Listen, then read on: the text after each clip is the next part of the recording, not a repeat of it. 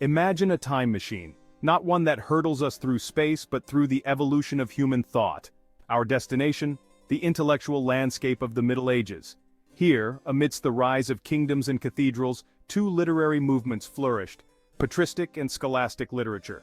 These movements, though separated by centuries, represent crucial stages in the development of Western Christian thought. They grappled with fundamental questions about faith, reason, and the nature of reality. Their legacy continues to resonate today. These movements were not isolated incidents. They were dialogues across time. Patristic writers, grappling with the nascent Christian faith, laid a foundation. Scholastic thinkers, armed with new tools of logic and rediscovered classical texts, built upon it. Their debates and disagreements shaped the intellectual landscape of the Middle Ages. They continue to influence theological and philosophical discussions today.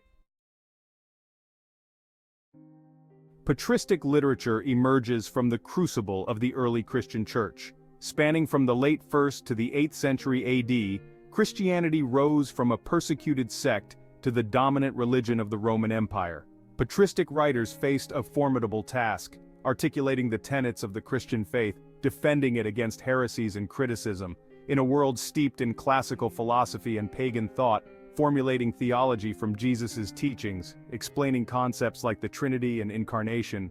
Amidst political and social upheavals, bishops, theologians, and apologists shaping the early church, their writings offer a window into this formative period of Christian history. The patristic period is often divided into three phases, each marked by its own unique challenges and contributions. The first, the Apostolic Fathers, includes those who sat at the feet of the apostles themselves. Think of figures like Clement of Rome and Ignatius of Antioch. Their letters and writings offer invaluable glimpses into the earliest days of the Christian community.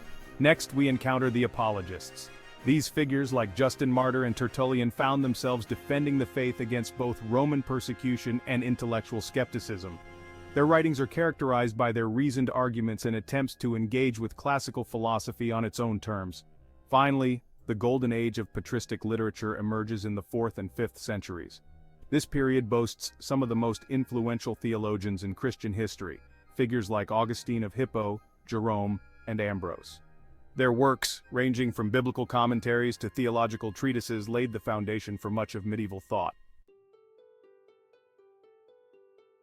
No exploration of patristic literature would be complete without encountering the towering figures who shaped it. Augustine of Hippo, perhaps the most influential theologian of the West, left an indelible mark on Christian thought. His, a deeply personal account of his conversion, remains a spiritual classic. His, written against the backdrop of the fall of Rome, offered a Christian philosophy of history that resonated for centuries. Jerome, a master of languages, gifted the Church with the Vulgate, a Latin translation of the Bible that became the standard text for centuries. His erudition and dedication to scholarship epitomized the patristic commitment to engaging with the intellectual currents of their day. Ambrose, the Bishop of Milan, wielded his influence to champion the Church's authority, even confronting emperors who challenged its teachings. These figures, along with countless others, forged a rich and diverse body of literature that addressed a wide range of theological, philosophical, and social issues. Section 5. Echoes of Athens' Greek Philosophy's Embrace. Patristic writers, though committed to the Christian faith, did not shy away from engaging with the intellectual heritage they inherited. Greek philosophy, particularly the works of Plato and his successors, exerted a profound influence on their thought. Plato's concept of the forms, for example, found resonance in Christian understandings of the eternal and transcendent nature of God. The Stoics, with their emphasis on virtue and the logos, provided a framework for understanding the moral dimensions of the Christian life. Patristic thinkers, however, were not merely borrowing from their predecessors. They critically appropriated and transformed these ideas, integrating them into a distinctly Christian worldview. This process of synthesis, of finding points of contact between faith and reason, became a hallmark of patristic thought. Scholasticism takes the stage. As we journey through time, we encounter scholasticism. Emerging in the 11th century and peaking in the 13th, scholasticism shifted Europe's intellectual landscape. The rediscovery of Aristotle's works, translated from the Islamic world, injected new elements into Western thought. Scholastic thinkers, embracing logic and reasoning, sought to systematize knowledge and reconcile faith and reason. Imagine the excitement of encountering Aristotle's works with its intricate logic and systematic approach. Scholasticism was a creative engagement with ancient thought. Thinkers like Anselm of Canterbury and Peter Abelard explored theology, metaphysics, and ethics with rigor. Their world sought understanding through faith and reason. Section 7. Masters of Logic, Scholastic Giants and Their Works. Scholasticism, like its patristic predecessor, boasted a constellation of brilliant minds. Anselm of Canterbury, known for his ontological argument for the existence of God, exemplified the scholastic attempt to demonstrate faith through reason. His, A Meditation on the Nature of God, remains a classic of medieval philosophy. Thomas Aquinas, perhaps the most towering figure of scholasticism, synthesized Aristotelian philosophy with Christian theology in his Monumental. His work, a model of systematic thought, addressed virtually every major theological and philosophical question of his day. His influence on Catholic thought remains profound. Bonaventure, a contemporary of Aquinas, offered a more mystical and Augustinian approach to theological questions. These figures, though often disagreeing on specific points of doctrine, shared a common commitment to rigorous intellectual inquiry and the pursuit of truth. Section 8. The Aristotelian Resurgence Shaping Scholastic Thought. Aristotle's rediscovery in the West had a seismic impact on scholastic thought. His emphasis on logic, his systematic approach to knowledge, and his explorations of metaphysics, ethics, and natural philosophy provided scholastics with a powerful set of tools for understanding the world and articulating their faith. Aristotle's concept of the prime mover, for example, became a cornerstone of Aquinas' cosmological arguments for the existence of God. His ethics, grounded in the pursuit of virtue and happiness, informed scholastic understandings of the moral life. The impact of Aristotle, however, extended far beyond specific doctrines. It reshaped the very way scholastics approached intellectual inquiry. Dialectic, the art of logical disputation, became a central feature of scholastic pedagogy.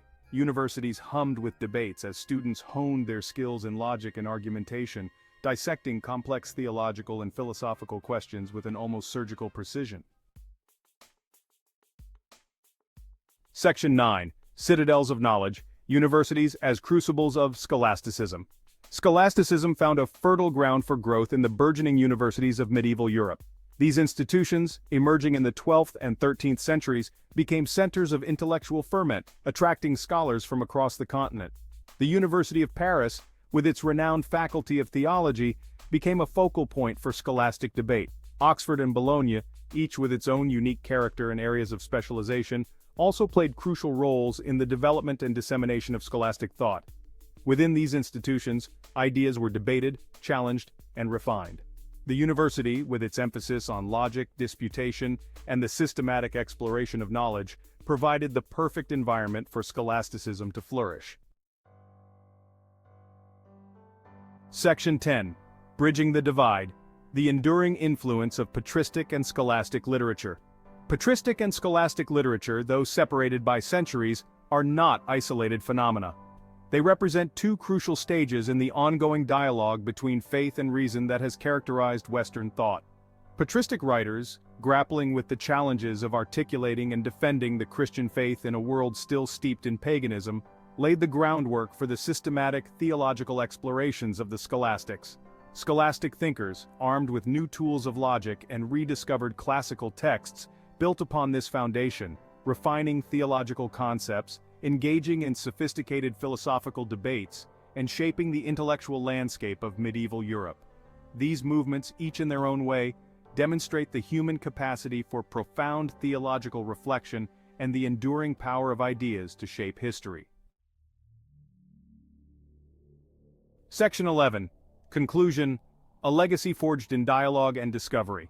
Our journey through patristic and scholastic literature reveals a rich tapestry of intellectual inquiry, theological debate, and philosophical exploration. These movements, though distinct in their historical contexts and approaches, share a common thread: the relentless pursuit of truth. Patristic writers, fueled by the conviction of their faith, sought to make sense of the world in light of the Christian revelation. Scholastic thinkers, embracing the power of reason, sought to understand the world and the mysteries of faith with a rigor and precision that continues to inspire. Their legacy is not confined to dusty libraries or academic halls.